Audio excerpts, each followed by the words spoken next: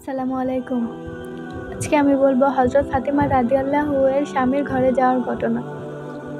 হযরত আলী রাদিয়াল্লাহু এর সঙ্গে নবী দুলালী হযরত ফাতিমা রাদিয়াল্লাহু শুভ বিবাহর আনুষ্ঠানিকতা শেষ হওয়ার পর প্রিয় নবী সাল্লাল্লাহু আলাইহি ওয়াসাল্লাম প্রাণপ্রিয় জামাতা হযরত আলী রাদিয়াল্লাহুকে আপন হুজরায় নিয়ে গেলেন।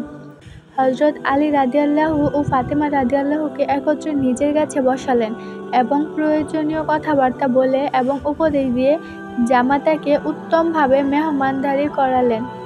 এরপরে নিজের অজুর পানি জামাতা আলী ও ফাতিমা রাদিয়াল্লাহু এর শরীরে ছিটিয়ে দিলেন। তারপর প্রাণপ্রিয় জামাতা হযরত আলী রাদিয়াল্লাহুকে নিজের ঘরে হযরত ফাতিমা রাদিয়াল্লাহু এর সঙ্গে একত্রে রাত্রি যাপন করতে দিলেন। আল্লামা সুলাইমান নদভী রাদিয়াল্লাহু সাহাবা চরিত্রে বর্ণনা করেন যে, বিবাহের পূর্বে হযরত আলী রাদিয়াল্লাহু প্রিয় নবী সাল্লাল্লাহু আলাইহি ওয়াসাল্লামের সঙ্গে অবস্থান করতেন এবং বিবাহের পরে হযরত আলী রাদিয়াল্লাহু প্রিয় নবী সাল্লাল্লাহু আলাইহি ওয়াসাল্লামের ঘরেই অবস্থান করেছেন। কোনো বর্ণনা হতে জানা যায়, বিবাহের সময় হযরত আলী রাদিয়াল্লাহু প্রায় 10-11 মাস প্রিয় নবী সাল্লাল্লাহু আলাইহি ওয়াসাল্লামের সঙ্গে অতিবাহিত করেছেন। হযরত ফাতিমা রাদিয়াল্লাহু পিত্রালয়ে থাকাকালীন সাধ্যানুযায়ী স্বামীর খেদমতে নিজেকে নিয়োজিত রেখেছিলেন। মেয়ে ও জামাতার মধ্যে যেন মধুর সম্পর্ক সৃষ্টি হয়, সেদিকে প্রিয় নবী সাল্লাল্লাহু আলাইহি ওয়াসাল্লাম বিশেষভাবে খেয়াল রাখতেন। বিবাহের পর হযরত ফাতিমা রাদিয়াল্লাহু পিতার বাড়িতে প্রায় 11টি মাস অতিবাহিত করেন। বিবাহের সময় ও বয়স। অধিকাংশ সিরাতকারীদের মতে প্রিয় নবী সাল্লাল্লাহু আলাইহি ওয়াসাল্লাম দ্বিতীয় হিজরি সনে হযরত আলী রাদিয়াল্লাহু এর সঙ্গে আদরের দুলালী হযরত ফাতিমা রাদিয়াল্লাহু এর শুভ বিবাহের কার্য সুসম্পন্ন করেন। তাদের এ পবিত্র বিবাহ মসজিদে নববীতে হয়েছিল। তবকাতে ইবনে সাদ ও খুলাফায়ে রাশিদিনে উল্লেখিত আছে যে শুভ বিবাহের সময় নবী নন্দিনী হযরত ফাতেমাতুজ জোহরা রাদিয়াল্লাহু এর বয়স হয়েছিল মাত্র 14 বছর। অন্যদিকে শেরে খুদা হযরত আলী রাদিয়াল্লাহু এর বয়স হয়েছিল মাত্র 23 বছর।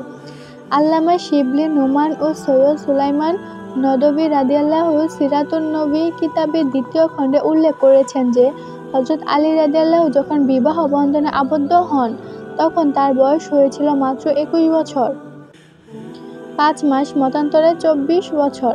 এর মধ্যে প্রথম মতটি সর্বাধিক সহিহ ও গ্রহণযোগ্য। দ্বিতীয় হিজরি সনের ব্যাপারে কারো কোনো মন্তব্য নেই। স্বামী গৃহে শুভাগমন। হযরত ফাতিমা রাদিয়াল্লাহু হযরত আলী রাদিয়াল্লাহু এর সাথে বিবাহ বন্ধনে আবদ্ধ হওয়ার পর পিতৃগৃহেই রয়ে গেলেন। যেহেতু হযরত আলী রাদিয়াল্লাহু এর সংসার ছিল না, হযরত আলী রাদিয়াল্লাহু ফাতিমা রাদিয়াল্লাহুকে সর্বদা কাছে রাখতে চায়, কিন্তু মনে চাইলেও তিনি তাকে নিয়ে রাখবেন কোথায়? তার তো কোনো ঘরবাড়ি নেই। তিনি থাকেন পরের বাড়িতে, পরের ঘরে। হযরত আলী রাদিয়াল্লাহু নিজেই চলতে পারেন না, তারপর অন্যের চিন্তা কিভাবে করবেন? তার অবস্থা এমনও হয় যে একবেলা আহার করেন আর 3 বেলা পেটে পাথর বেঁধে থাকেন। প্রিয় নবী সাল্লাল্লাহু আলাইহি ওয়াসাল্লামের আদরের দুলালী কলিজার টুকরা হযরত ফাতিমা রাদিয়াল্লাহুকে গৃহে এনে তিনি খেতে দেবেন কি? হযরত আলী রাদিয়াল্লাহু এর মতো হযরত ফাতিমা রাদিয়াল্লাহু তো দুঃখ কষ্ট সহ্য করতে পারবে কি? সব চিন্তা করে হযরত আলী রাদিয়াল্লাহু নিজেকে অসহায় ভাবছেন। তবে অসহায় ভাবার কথাও, যেহেতু বিবাহের পর স্ত্রী স্বামীর বাড়ি না থেকে পিত্রালয়ে থাকবেন, এটা স্বামীর জন্য খুবই বেদনাদায়ক। যা হোক, বিভিন্ন সময়ে বিভিন্ন চিন্তা করে হযরত আলী রাদিয়াল্লাহু মানসিকভাবে দুর্বল হয়ে পড়লেও মনে মনে ভাবেন, আদরের দুলালী বতুলকে আমার কাছে আনার প্রয়োজন নেই, কেননা সে আমার অভাব অনটনের সংসারে সে এত দুঃখ কষ্ট সহ্য করতে পারবেন না। মনে মনে অনেক সংকল্প করলেও ফাতিমা রাদিয়াল্লাহু এর কথা মনে করলেই তাকে সার্বক্ষণিক কাছে পাওয়ার জন্য মন ব্যাকুল হয়ে ওঠে। যা হোক, মনের সকল সংকল্প মুছে ফেলে প্রতিজ্ঞা করল, যেভাবে হোক বতুলকে তার গৃহে আনতে হবে। শেষ পর্যন্ত হযরত আলী রাদিয়াল্লাহু প্রিয়তমা স্ত্রী হযরত ফাতিমা রাদিয়াল্লাহুকে নিয়ে স্বাধীনভাবে ঘর সংসার করার জন্য ছোট একটি বাড়ি ভাড়া নিলেন। কিন্তু মনের মধ্যে আশার জাল বুনলেও অতিশয় লাজুক হযরত আলী রাদিয়াল্লাহু প্রিয় নবী সাল্লাল্লাহু আলাইহি ওয়াসাল্লামকে গিয়ে বলতে পারলেন না। যে আপনার কলিজার টুকরা হযরত ফাতেমা রাদিয়াল্লাহুকে আপনার ঘর হতে আমার ভাড়া করা জরাজীর্ণ ছোট বাড়িতে নিয়ে যাব। অনেক দিন যাবতীয় হযরত আলী রাদিয়াল্লাহু ফাতেমা রাদিয়াল্লাহুকে তার গৃহে নিয়ে যাওয়ার প্রস্তাব দিবেন বলে প্রস্তুতি নিচ্ছেন, কিন্তু লাজুক আলী রাদিয়াল্লাহু বলতে সাহসই পাচ্ছেন না। কিন্তু মানবতার মহান শিক্ষক, দয়ার আধার প্রিয় নবী সাল্লাল্লাহু আলাইহি ওয়াসাল্লাম আকার ইঙ্গিতে কিছুটা বুঝতে পেরে একদিন বললেন, হে আলী রাদিয়াল্লাহু, আমার কলিজার টুকরা ফাতেমা রাদিয়াল্লাহু তোমার গৃহিণী, তোমার সৌভাগ্যের কারণ হোক। প্রিয় নবী সাল্লাল্লাহু আলাইহি ওয়াসাল্লামের নিকট হতে প্রিয় কথা শুনে ও হযরত আলী রাদিয়াল্লাহু মুখ ফুটে কিছু বলতে পারেননি। বহুদিন যাবৎ হযরত আলী রাদিয়াল্লাহু ফাতেমা রাদিয়াল্লাহুকে তার গৃহে নিয়ে আসবে এই নিয়ে চিন্তা ভাবনা করে মন খারাপ করে ফেলেছে। হযরত আলী রাদিয়াল্লাহু এর ছোট ভাই আকিল তার ভ্রাতার মনে চঞ্চলতা ও গতিবেগ দেখে বুঝতে পারলেন, যার কারণে একদিন ভাইয়ের হাত ধরে বললেন, আমার মনের একান্ত ইচ্ছা আপনি আপনার স্ত্রীকে নিয়ে নিজ গৃহে বাস করুন। ভাইয়ের কথা শুনে হযরত আলী রাদিয়াল্লাহু প্রিয় নবী সাল্লাল্লাহু আলাইহি ওয়াসাল্লামের অনুমতির কথা বললেন। আকিল ভ্রাতার এহেন কথা শোনা মাত্র হযরত আলী রাদিয়াল্লাহুকে নিয়ে উম্মুল মুমিনিন হযরত আয়েশা রাদিয়াল্লাহু এর গৃহে গেলেন। আকিল হযরত আলী রাদিয়াল্লাহু এর হয়ে সকল কিছু হযরত আয়েশা রাদিয়াল্লাহু এর নিকট খুলে বললেন। হযরত আলী রাদিয়াল্লাহু এর ইচ্ছা ও বাসনার কথাগুলো ভাই হযরত আকিলের মুখে শুনে হযরত আয়েশা রাদিয়াল্লাহু প্রিয় নবী সাল্লাল্লাহু আলাইহি ওয়াসাল্লামের দরবারে গিয়ে উপস্থিত হলেন। হযরত আয়েশা রাদিয়াল্লাহু সালাম দিয়ে বললেন, আপনার চাচাতো ভাই হযরত আলী রাদিয়াল্লাহু আপনার কলিজার টুকরা নয়নের মণি ও তার স্ত্রী হযরত ফাতেমা রাদিয়াল্লাহুকে নিয়ে নিজের গৃহে নেওয়ার জন্য অভিলাষী হয়েছে, কিন্তু হযরত আলী রাদিয়াল্লাহু অতিশয় লাজুক বলে এ বিষয়ে আপনাকে জানাবার মতো সাহস সঞ্চয় করতে পারছে না।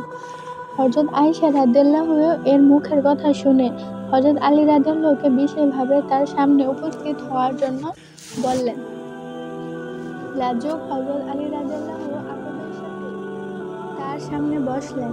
হযরত আলী রাদিয়াল্লাহুকে দেখে প্রিয় নবী সাল্লাল্লাহু আলাইহি ওয়াসাল্লাম বললেন, হে আলী, তোমার কি ইচ্ছা যে আমি আমার আদরের দুলালি ও তোমার স্ত্রী ফাতেমা রাদিয়াল্লাহুকে বিদায় করে দেই? হযরত আলী রাদিয়াল্লাহু আদবের সাথে বিনীতভাবে বললেন, হে নবী, হ্যাঁ, এটাই আমার আরজ।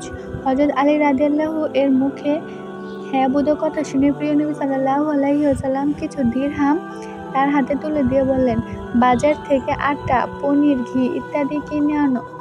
আল্লাহর প্রিয় হাবিব সাল্লাল্লাহু আলাইহি ওয়াসাল্লাম নিজ হাতে রুটির সঙ্গে পনির, ঘি ইত্যাদি মেখে জলিস নামে এক প্রকার খাদ্য তৈরি করলেন এবং উপস্থিত সকলকে খেতে দিলেন।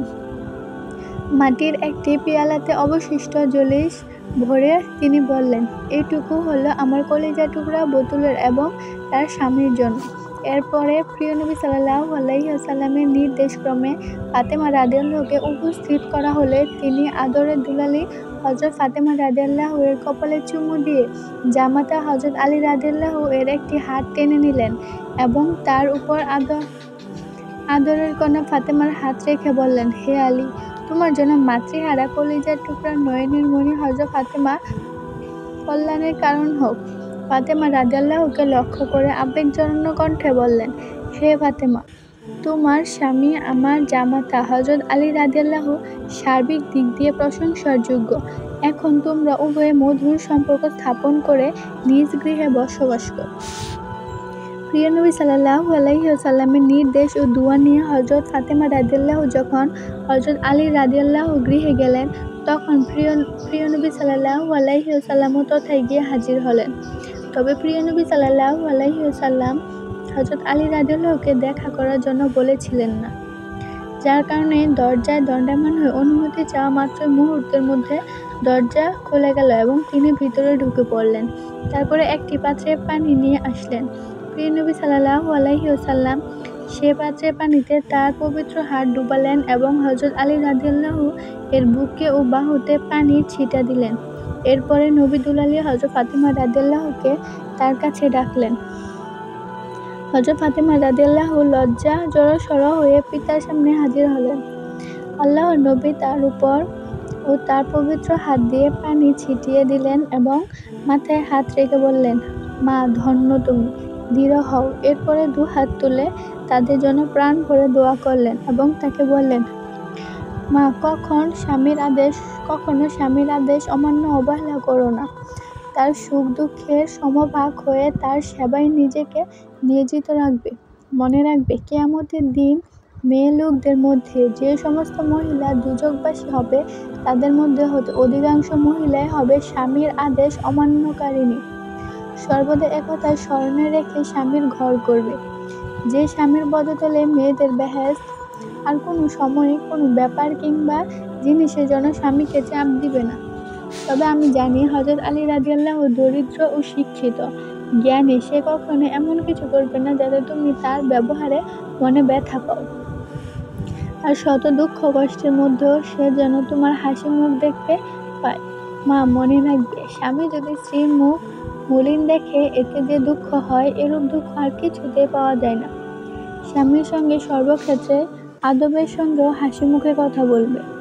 যে স্ত্রীর প্রতি তার স্বামী সন্তুষ্ট থাকে, সে স্ত্রীর প্রতি আল্লাহ তাআলা সন্তুষ্ট থাকেন। এহেন উপদেশমূলক কথাগুলো বলে আল্লাহর হাবিব হযরত মুহাম্মদ সাল্লাল্লাহু আলাইহি ওয়াসাল্লাম চলে আসলেন।